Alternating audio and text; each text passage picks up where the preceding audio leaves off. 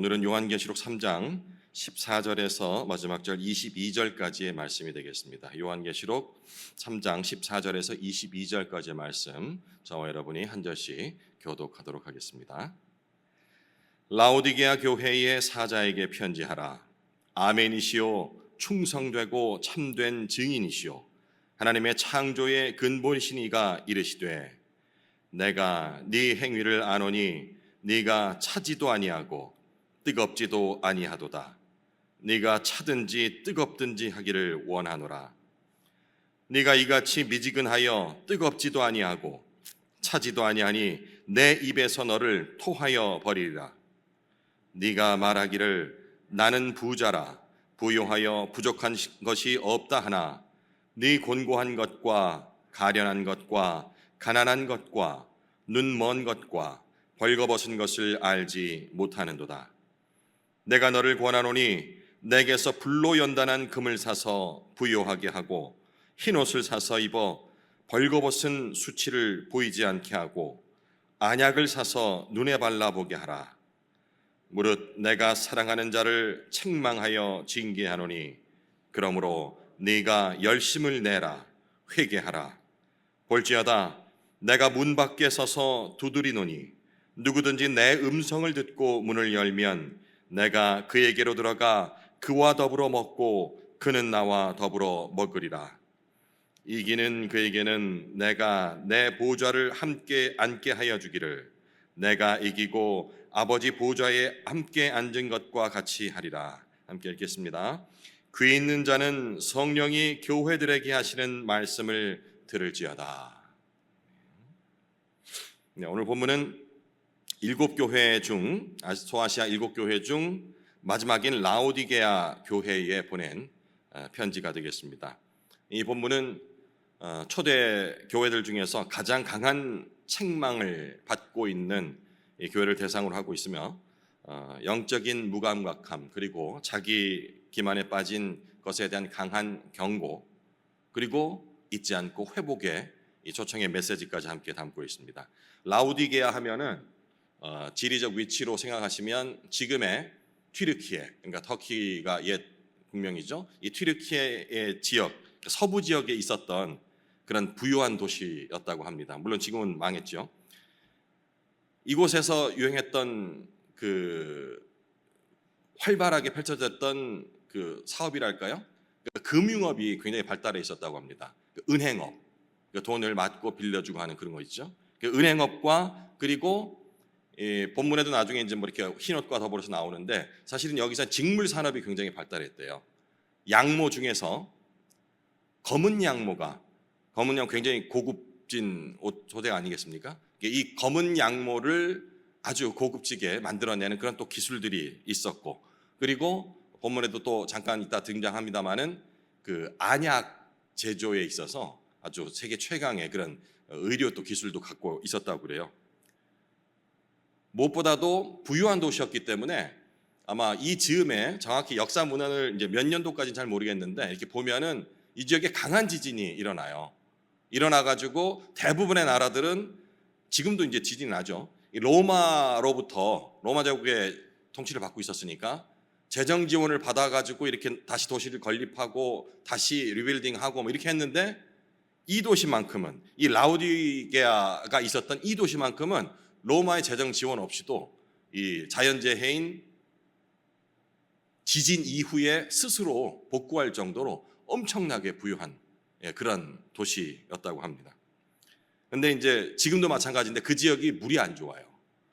물도 우리가 뭐 해외여행 가고 하면은 물을 사서 마시듯이, 특히 이제 지역에서 충분한 식수 공급이 안 되니까 외부에서 물을 끌어오다 보니 이 물이 상태가 별로 좋지 않았던 거예요. 그래서 오늘 이 요한계시록에서는 이 물을 가지고 그들의 영적 상태를 비유를 하는 겁니다. 이 비유가 보면은 뜬금없이 나오는 게 아니고 항상 시대적 배경을 보면은 그 지역 사람들이 가장 잘 알아들을 수 있을 보편적인 상황을 가지고 비유를 예수님께 드시거든요. 요한계시록에 나온 이 비유도 차든지 덥든지 하라는 나중에 나올 이 말씀도 바로 그런 배경이 되겠습니다. 어느 교회보다 자립적이고 또 체계적이고 안정적인 교회였다는 것을 짐작할 수 있겠죠. 하지만 예수님 말씀하십니다. 내가 문 밖에 서서 두드리노라. 보통 이 구절이 이 현대에 와서는 믿지 않는 사람들의 그들에게 복음을 전도할 적에 내가 문 밖에, 지금 형제님 문 밖에서, 마음 문 밖에서 예수님께서 문을 두드리고 계세요. 문을 활짝 여세요. 이렇게 복음 전도용으로 사용을 하는데, 사실은 이 구절은 복음 전도용이라고 하는 교회의 성도들, 교회 문을 열기를 바라시는, 이미 믿는다 고백하고 신앙생활 하고 있는 사람들의 그 마음의 문을 얘기하는 겁니다. 강한 책망 그리고 깊은 사랑이 동시에 담긴 그러한 문구가 되겠죠. 나는 부자라, 부유하여 부족한 것이 없다라고 라우디게아 교회는 스스로 얘기를 하지만 주님의 시선은 전혀 다릅니다. 그러니까 이런 부분들을 우리가 읽을 적에 라우디게아 교회, 나 외에 다른 사람, 이렇게 적용하게 되면은 이게 큰 감동이 없게 되는데, 이게 만약에 스스로 나는 부자가 아니니까, 여기 우리 성도들 중에 스스로 부자라고 생각하시는 분이 얼마나 있겠습니까? 다들 좀 아이고 나는 좀 모자라, 조금만 더 있었으면 좋겠어, 이런 아쉬움이 있으니까 나는 부자라 부유하여 부족한 것이 없다라는 얘기 나올 적에는 나에게 적용을 안 해요. 그러다 보니 감동이 없고, 감동이 없다는 것은 하나님의 말씀이 나에게 들어오지 않는다는 거거든요.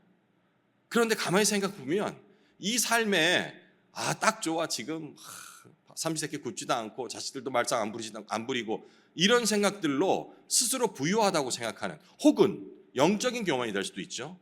내가 그래도 신앙생활 30년 하면서 내가 평신도로서 신학 공부 같은 걸 하지 않아도 되는데 나는 그래도 짬짬이 공부를 했어. 제가 알기로는 우리 지체들 중에서 정식 신학교를 다녀오신 분도 계시고, 그러지 않고 많은 자료를 통해서 성경공부를 하시는 그런 지체들이 있는 걸로 알고 있어요. 이게 참 칭찬받아 마땅한 일인데, 오늘 이 본문으로 본다 한다면 이렇게 남들보다 조금 더 많이 알고 있다는 것으로 인해서 부유하다, 나는 영적인 지식에 있어서도 전혀 부족함이 없어라는 것들이 내 영혼을 병들기도 할 수 있다라는 그런 교훈까지도 우리가 얻을 수가 있는 겁니다. 오늘 본문의 핵심은 단순한 책망이 아니죠. 오히려 모든 교회에게 다 그랬듯이 기회를 제공하시고 그리고 초청을 하고 계십니다. 예수님의 깊은 사랑 안으로 다시 들어올 것을 외면하거나 난 이제 너희는 다 안 볼 거야, 이렇게 은혜를 베풀고 했는데 너희들 하는 행동이 이 정도야? 난 더 이상 안 되겠어 라는 외면이 아닌 간청을 하고 계시는 거예요. 문 열면 되죠. 강제로 열면 되죠. 왜 못 여시겠어요? 하지만 열어주기를 기다리고 계신다는 것은 예수님께서 우리에게 그 기회를 스스로 열 수 있도록 간청을 하고 계신 것입니다. 문 밖에 서서 두드리는 주님의 손길, 미지근한 자들을 향한 뜨거운 열정의 표현이라고 볼 수 있겠죠. 이 메시지는 현대를 살고 있는 우리에게 우리의 신앙이 얼마나 스스로 기준을 삼고 있는지에 대한 통렬한 진단을 요구하고 있는 것입니다. 14절, 라우디게아 교회의 사자에게 편지하라. 아멘이시오, 충성되고 참된 증인이시오, 하나님의 창조의 근본이신 이가 이르시되.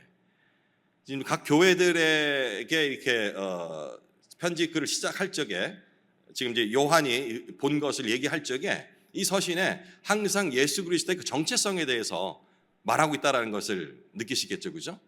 다 달랐어요, 교회들마다. 그리고 오늘 이 라우디게아 교회에 이 얘기하는 예수님의 자신에 대한 증거는 맨 먼저 아멘이시오, 그리고 충성되고 참된 증인이시오, 두 번째, 그리고 세 번째, 하나님의 창조의 근본이신 이라고 이 자신을 소개하고 있습니다. 아멘이란 단어 잘 알고 계시잖아요, 그죠? 네, 아멘이 무슨 뜻입니까? 동의한다, 인정합니다, 저도 그렇게 생각합니다 라는 의미 아니겠어요?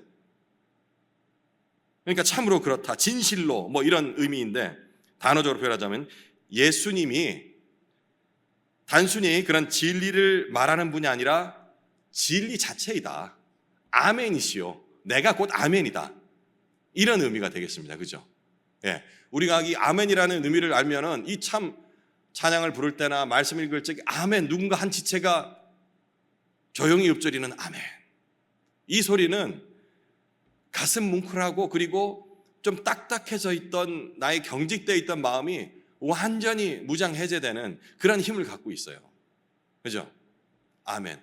그런데 밑도 끝도 없이 뭐만 했다면 아멘, 아멘 하는 그런 또 습관적인 아멘은 문제가 있어요. 그래, 우리 공동체에서는 비교적 막 사방팔방에서 아멘 뭐 이런 소리 나오진 않아요. 이 전부터 해서 그렇게 의미 없이 그냥 무슨 후렴구 정도 되는 식으로 목사님 무슨 말만 맞췄다 하면은 그냥 아멘, 아멘. 이게 우리 신앙 성장에 유익되지 않는다라는 판단으로 오랜 연통으로 그렇게 의미 없이 막 뇌까리는 이 아멘들을 절제를 시켰기 때문에 지금 현재는 우리 공동체에서는 그 아멘이라는 소리가 크게 나오지는 않아요. 의도는 충분히 아시겠죠? 그런데 너무 또 거기에 있다 보니까 이 마음이 감동이 되는데 표현을 미처 하려니까 좀 쑥스러워. 아멘 하면 튀면 어떡하지? 예, 그런 또 염려는 하지 말아야겠어요. 제가 방송국 PD 시절에 주로 하는 일이 목사님들 설교가 오면은 이제 그 온 라디오 청취자들이 다 듣게끔 만들어야 되는데 그 시간 안에 편집을 해야 돼요. 시간이 정해져 있으니까. 뭐 예를 들어서 28분 정도 나가는 건데 35분 보냈으면은 몇 분이죠? 한 7분 정도를 편집을 해내야 돼요.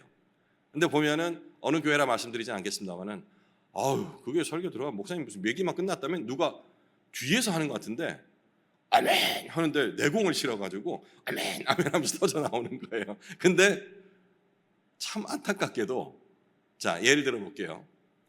욥기에 나오는 너의 시작은 미약하였으나 네 나중은 심히 창대하리라.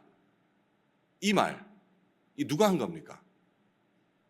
예수님이 한 거 아니에요. 하나님이 한 게 아니에요. 물론 그 당시 예수님 신약 시대가 아니고 구약 시대니까 하나님이 주신 말씀이 아니고요. 욥의 친구 세 친구 엘리바스, 빌닷 그 누구예요? 그다음 소발 이 친구들이 비아냥거린 거예요. 욥한테 네가 잘못이 있으니까 벌을 받지. 그러니까 지금이라도 빨리 회개해. 회개하면 그러면 네 시작은 미약하였으나 지금 완전히 뭐 자식도 잃고 뭐든 다 잃고 온몸에 그냥 그 욕창이 나가지고 막 이 기와로 긁어야 되고 막 이런 상황일지라도 나중에 다시 주께서 복을 주셔서 창대해질 것이야. 이 말이거든요. 그럼 이 말 끝에 말 좋으니까 네 시작은 미약하였으나 나중은 창대하리란 말 끝에 아멘 해야 됩니까? 아니잖아요. 그래서 우리가 성경에 나온 말 누구 한 말이 사탄이 한 말도 있거든요. 되게 복스러운 얘기. 예수님 시험할 때 한 얘기도 그렇고 이 세상 모든 것을 다 주겠다. 그 말만 가지고 아멘 해서는 안 되는 거거든요. 예. 이 아멘이라는 의미를 잘 알고 사용한다라는 부분. 지금 여기는 예수님 자체가 내가 그냥 아멘이다. 진리다. 진정이다. 라는 그런 표현입니다. 두 번째, 충성되고 참된 증인이라고 예수님 자신을 표현하시죠. 세상에 그 진실을 감추지 않으시고 어느 정도까지요? 십자가의 대가를 치르시면까지 신실하신 그런 증언을 하신 겁니다. 심지어는 그 기득권, 하나님을 잘 믿고 있다라는 그들에게까지도 참 진리를 얘기를 한 것이죠. 그리고 셋째, 하나님의 창조의 근본이라고 자신을 소개합니다. 이것은 처음 창조된 그런 존재라는 의미가 아닙니다. 착각하시면 안 됩니다. 창조의 근원, 주체이신 분이 바로 예수님이다. 하나님과 같은, 우리는 잘 알고 있죠. 삼위일체라고 얘기를 하죠. 이때 이것이 바로 우리가 이제 성부 하나님과 성자 예수님을 생각하다 보면은 뭐 아버지 밑에 아들 이런 개념으로 생각할 수 있는데 그게 아니고 정확히 삼위로 동등한 분이십니다. 이 부분 삼위일체는 정말 뭐 이렇게 잠깐 여기 강단에서 강조할 수 있을 만한 그런 얕은 수준의 게 아니기 때문에 깊게 말씀 안 드리겠습니다만은 라오디아 교회가 자신을 기준을 삼고 있는 그런 교회였다면 예수님 말씀하시죠. 지금 뭐라 말씀하십니까? 나는 시작이자 그리고 기준이다. 나를 중심으로 다시 보아라. 너희의 시각이 아니고 그렇게 말씀하고 계신 거예요. 예수님은 라오디게아 교회의 상태를 이렇게 진단하십니다. 15절과 16절. 내가 네 행위를 아노니 네가 차지도 아니하고 뜨겁지도 아니하도다. 네가 차든지 뜨겁든지 하기를 원하노라. 네가 이같이 미지근하여 뜨겁지도 아니하고 차지도 아니하니 내 입에서 너를 토하여 버리리라. 주님은 단순히 그냥 분노하시는 것이 아니고요, 그냥 이렇게 토해내신다라고 말씀을 하셔요. 꾸짖는 것, 그걸 끝나는 것이 아니고 그들의 상태가 지금 공동체를 해롭게 하고 있다라는 부분을 이런 식으로 표현을 하고 계신 거예요. 차지도 않고 뜨겁지도 않다. 이게 뭘까요?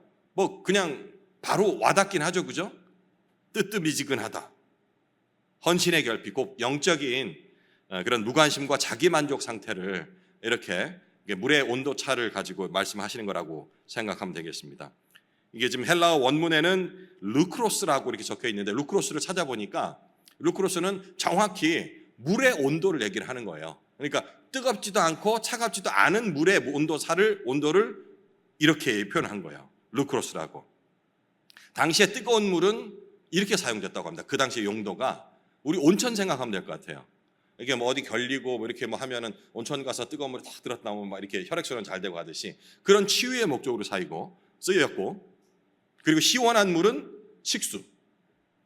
예, 그러니까 이 갈급함 이런 부분들을 해소하는 그거였는데, 이 지역에 지금 라오디게아의 지리적 위치를 말씀드렸죠.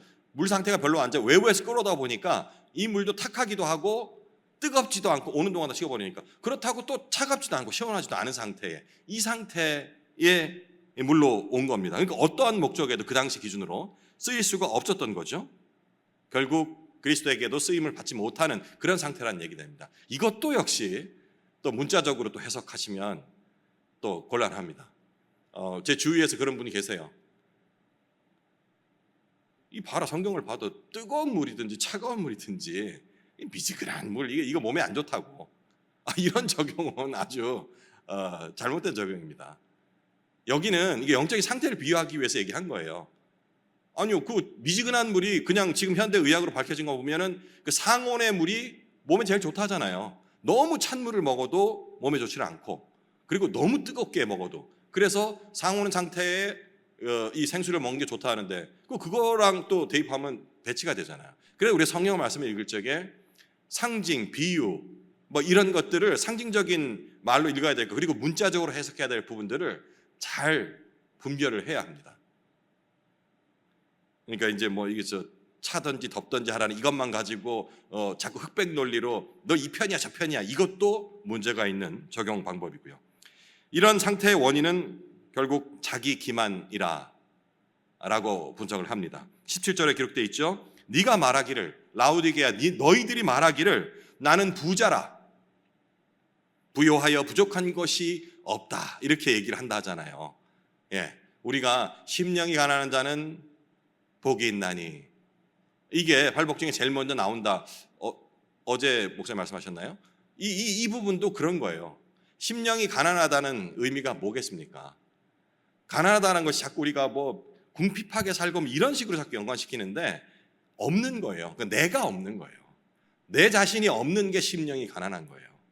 뭐 욕심을 버리고 그다음에 뭐 이런 식의 도덕적인 개념으로 접근이 아니고요. 심령이 가난하다는 것은 내 주장이 없는 상태. 근데 지금 여기 말하기는 나는 부자라 부여에 부족한 것이 없다라는 것은 물론 그 물질적인 풍요함도 있겠지만 그들 마음속에 있는 자기 기만, 교만 상태를 얘기하는 거예요. 이러니 예수 그리스도가 들어갈 자리가 있겠어요? 아무리 문을 두드려도 문을 열어줄 리가 있겠냐고요. 예수님 여기에 대해서 평가를 정반대로 하시죠. 너는 곤고한 자요, 가련한 자요, 가난한 자요, 눈먼 자요, 벌거벗은 자로다. 내적 현실과 외적 자각의 불일치가 이들은, 라오디게아 교회는 아주 최대치에 달해 있었던 겁니다. 특히 모든 교회들이 다 조금씩 문제가 있었지만 이 라오디게아 교회는 마지막으로 얘기를 하면서 가장 위험한 수치에 되어 있다라고 얘기를 하는 겁니다. 이게 비단 그때 얘기겠습니까? 현재 살고 있는 우리 현대 교회도 마찬가지라 생각됩니다. 적지 않은 교회들이 지금 추구하고 있는 것을 보면 압니다. 외적인 성취 못지 않죠, 그죠? 성도들의 편의를 위해서 조금 더 주차를 편리하기 위해서 더 많은 땅을 사야 해. 그리고 주위의 사람들로 방해받지 않기 위해서 주위의 모든 것들 싹 그냥 사 모아서 아무도 우리 방해하지 못하게 해야 돼. 목적 자체는 온전한 예배를 드리기 위해서 성도가 좀 더 깊은 교제를 나누기 위한 것이다 라고 표방을 하지만 그 안에 우리 공동체가 우뚝 서길, 아무도 우리에게 대적하지 못하길, 이러한 욕심들이 과연 1도 없느냐라고 질문했을 적에 자유롭지 못할 것입니다.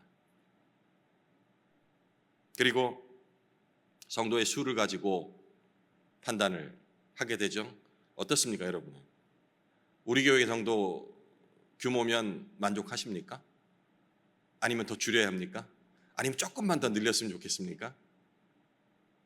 더 줄여야 한다, 더 많아야 한다, 적당하다, 이런 자체가 벌써 기준 자체가 숫자에 있지 않습니까? 잊어버리십시오. 하나님께서 더 많은 어떤 다른 목적을 가지고 성도 수를 늘려주신다면 그것도 하나님의 뜻이요. 그리고 이제 너희 너무 많아서 자꾸 부패되고 그리고 본질안에 못 들어가니 흩어야겠어 하신다면 한순간에 흩으실 수도 있는 겁니다. 거기에 겸허하게 나가야 하는 거예요. 잃지 않기 위해서 우리가 이대로 우리 교회가 이렇게 흩어질 수 있습니까? 더 모여야죠. 성도들 한 명 한 명 다 설득시키고 뭐해. 이것이 사람의 관점일 수 있다는 것입니다. 온전히 주께 맡겨야 하는, 예수님이 단순히 진단만 하지 않으시고 이제 사랑의 처방을 내리시죠. 18절, 내가 너를 권하노니 내게서 불로 연단한 금을 사서 부유하게 하고 흰옷을 사서 입어 벌거벗은 수치를 보이지 않게 하고 안약을 사서 눈에 발라보게 하라. 그 당시 라오디게아 교회가 금방 알아들을 수 있을 만한 비유들입니다. 불로 연단한 금을 사서 부유하게 하고, 금은 녹슬지가 않아요. 특히 아주 잘 재련한 그런 순금은 녹슬지도 않고 어떤 것에도 변하지가 않는 거예요. 그들이 갖고 있던 모든 것들은 변하는 것이다, 니네 갖고 있는 재물들은. 그런데 내가 말하노니 불로 연단한 그런 가져라. 진짜 금이 아니죠. 그죠? 잃어버렸던 그 본질을 찾으라는 얘기예요. 두 번째, 흰 옷을 사서 입어 벌거벗은 수치를 보이지 않게 하고, 앞서 말씀드렸죠. 여기에 뭐가 유명했다고요? 검은 양모, 아주 고급스러운 이 양모 색깔이 또 비교가 되네요. 이것도 또 검은색, 흰색, 검은 건 나쁜 거 이렇게 적용하시면 안 됩니다. 니들이 제일 좋다 하는 그 옷으로 온몸을 가리고 있지만 실제로는 너희들이 벌거벗은 자니라. 그러니까 흰옷이라는 건 색깔 흰옷이 아니고요, 바로 정결한, 때묻지 아니한 그러한 순수한 그 옷으로 부끄러움을 가리라, 이 얘기입니다. 그리고 그들이 제일 자랑으로 삼았던 안약, 이 안약 사방에 팔 것이 아니고 그 안약을 눈에 발라보게 하라 라는 의미가 되겠습니다. 19절, 물은 내가 사랑하는 자를 책망하여 징계하노니 그러므로 네가 열심을 내라, 회개하라. 이 책망은 심판이 아니라 사랑의 징계라고 말씀드렸죠. 모든 교회에 항상 예수님께서는 이렇게 합니다. 책망과 더불어서 다시금 자신 안으로, 예수 그리스도 안으로 들어오고 해서 초대하시는데 조건이 있어요. 반복된 조건이 뭐겠습니까? 회개입니다. 어제 그 초등부 설교 시간에도 아이들에게 얘기를 했는데, 우리 친구들 회개가 뭐죠? 그러니까 눈물을 흘리면서 무릎 꿇고 비는 게 회개래요. 맞죠? 그죠? 그들 입장에서. 근데 우리도 그렇게 생각하고 있지 않습니까? 회개 그러면 뭔가 잘못했어요 엄마 아버지 뭐 해가지고. 실제 회개라는, 우리 성경 안에서 말하는 회개는요, 방향을 바꾸는 걸 회개라고 해요. 네. 더 자세히 얘기하면은 내 얼굴의 방향을 여기에서 여기로, 여기는 어디입니까? 세상에서, 사람을 방향하고 있던 이 얼굴 방향을 예수 그리스도께로 돌리는 것을 회개라고 하는 거예요. 지금 너희들이 이렇게 잘못하고 있고, 라오디게아 교회 같은 경우에는 차지도 않고 덥지도 않은 그런 뜨뜻미지근한 그런 신앙을 갖고 있다, 이대로 가면 너희 정말 큰일 날 거야 라고 경고하셨지만, 그러니 얼른 돌아오는 조건은 회개하라는 겁니다. 예, 우리가 막 눈물 흘리고 뭘 하고 내 재산을 다 내고 뭐 이런 걸 회개라 생각한다면 고민할 수도 있지만, 지금 말씀드렸듯이 단지 나의 방향을 예수님께로만 돌리면 된다, 이것이 회개라 한다면 뭘 망설입니까? 망설인다는 것은 돌리는 게 어려워서 목이 굳어서 보라기보다는 여기 게 더 보암직하고 탐스럽기 때문에 돌려버리면 이게 날아가 버릴까 봐 그게 겁나는 거잖아요.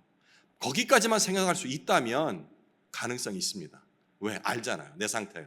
그런데 내가 지금 이거는 주를 위한 일이야 라고 생각하고 있다면 그 사람은 힘듭니다.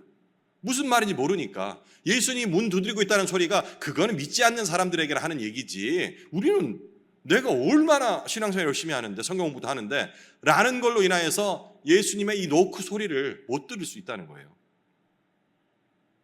이 문은 말씀드렸듯이 믿지 않는 사람들에게 전하는 복음의 문이라기보다는 교회의 문, 그리고 우리 각자 성도의 문이라고 적용을 해야 하는 것입니다. 교회 안에 계셔야 할 예수님이 지금 밖에 계십니다. 미술을 잘 모르기 때문에 그 문 밖에서 두드리시는 예수님 뭐 이런 성화가 본 기억이 있는데, 거기 보면은 이렇게 해설을 하는 사람 들어보니까 보십시오, 문에 손잡이가 없죠. 뭐 이렇게 설명하더라고요. 그 그림에 보니까 진짜 그 그림에는 렘브란트가 그렸나요? 어쨌든 이 예수님이 들어가는 입장에서는 문고리가 없어. 그러니까 안에서만 열 수 있는 거예요. 그게 상징적으로 표현한 거겠죠. 그게 이런 거예요. 아무리 두드려도 안에서는 못 듣는 상태. 그런데 예수님 그렇게 말씀하시죠. 누구든지 내 음성을 듣고 문을 열면 내가 그에게로 들어가 그와 더불어 먹고 그는 나와 더불어 먹으리라. 1차적으로는 식탁의 교제를 생각할 수 있겠습니다. 식탁의 교제가 주는 유익을 우린 잘 압니다. 이 평상시에 말하기 힘든 사람들도 식사 교제를 통해서, 어제 장로님들이 이렇게 식사 교제를 나누시는데 그러면서 좀 더 깊은 그 유대감을 낳는 거죠. 그러다가 또 이제 신앙적인 또 얘기들이 나오고 이렇게 가는 건데, 1차적으로는 그런 식탁의 교제를 얘기하겠습니다만은 그보다는 더욱 깊은 그런 친밀한 교제, 복음 안에서의 깊은 회복을 지금 말씀하고 계시는 것이라고 적용하시면 되겠습니다. 이제 주님 마지막으로 진정한 회개와 믿음으로 응답한 자들에게 주실 엄청난 약속을 말씀하시죠. 21절, 이기는 그에게는 내가 내 보좌와 함께 앉게 하여 주기를 내가 이기고 아버지 보좌에 함께 앉은 것과 같이 하리라. 예, 그려지십니까? 예수님 이 세상에서 스스로를 낮추셨습니다. 하나님의 형상이셨지만 자신을 비우시고 죽기까지 복종하셨다라는 사실을 잘 알고 계실 겁니다. 그 결과로 하나님은 예수님을 높이셔서 하늘의 보좌에 앉히셨다라고 빌립보서 2장에 기록이 돼 있죠. 그 말씀하시는 거예요. 지금 내가 이긴 것처럼 너희도 이 상황을 이겨내면 나와 함께, 내가 그 보좌에 앉은 것처럼 너희도 나와 같은 보좌에 앉혀주시겠다. 나 바로 밑에다 앉혀줄게가 아니고 나와 같은 보좌에 앉혀주시겠다라고 말씀을 하시는 겁니다. 여기서 보좌에 앉는다는 것은 단순히 잘했으니까 상을 준다라는 상급의 개념이 아닙니다. 이것은 보좌라는 것은 통치권을 얘기합니다. 통치하는, 하나님 나라를 전체를 통치하는 그 일에 참여하는 것, 주님의 사역에 동참시켜 주겠다, 나와 연합하자라는 얘기가 되겠습니다. 물론 통치도 역시 세상적인 관점에서 다스리고 굴복시키는 그런 의미의 통치는 아니라는 것은 여러분들 기억하셔야 되겠습니다. 엄청난 반전이죠. 불과 바로 몇 절, 한 절 앞에만 하더라도 토해낼 것이다, 너희 가증스럽다, 차지도 덥지도 않기 때문에 이렇게 평가를 받았던 이들이 회개한다면, 이 너희의 얼굴을 나에게로 돌리기만 한다면 토해내는 자리에서 하늘 보좌로 자리를 옮기신다. 이것이 바로 복음의 기적입니다. 주님 말씀하시죠. 내가 이겼다. 그리고 너희도 나처럼 이기기를 원한다. 뭘 이겨야 하는 걸까요? 오늘 본문 기준이라 한다면 미지근함입니다. 이제 기억을 하셔야 됩니다. 미지근함. 이것을 이겨내야 합니다. 그리고 자기 기만을 이겨내야 합니다. 때로는 내 기만이라 생각하지 않고 당연한 것이라 생각하는 것이 보편적이다, 나 말고도 다 그렇게 생각해 하는 것이 자기 기만일 수 있다는 사실을 민감하게 생각을 해야 합니다. 그리고 영적 무감각, 그리고 자기 만족을 이겨내야 하는 겁니다. 22절은 다음과 같이 결론을 맺습니다. 귀 있는 자는 성령이 교회들에게 하시는 말씀을 들을지어다. 이것도 익숙한 말씀이죠. 편지 끝에 항상 이렇게 마무리 주셨는데, 여기서 주목해야 될 부분은 귀 있는 자는 이라고 개인을 지칭하고 있다는 겁니다. 뒤에는 교회들이죠. 교회들, 공동체 전체에 내가 얘기를 하고 있지만 이 얘기를 다 알아듣지는 못할 것이다 라는 것을 전제를 하고 있는 겁니다. 그렇다면 그 중에서 내가 보편적으로 얘기하고 있지만 귀 있는 자, 개인은 우리 공동체가 몇백 명이 되는데 그들이 다 알아듣기를 기대하는 것이 아니고 귀 있는 자는 이 귀가 아니고 그거를 익히 알아들어 깨달을 수 있는 그러한 귀가 열려있는 자는 이 말을 들어라. 안타까워하지 말고 너 개인 하나로 인하여서 공동체를 살릴 수 있으니 나 개인이 이 말을 명심하고 들어야 한다라는 얘기가 되겠습니다.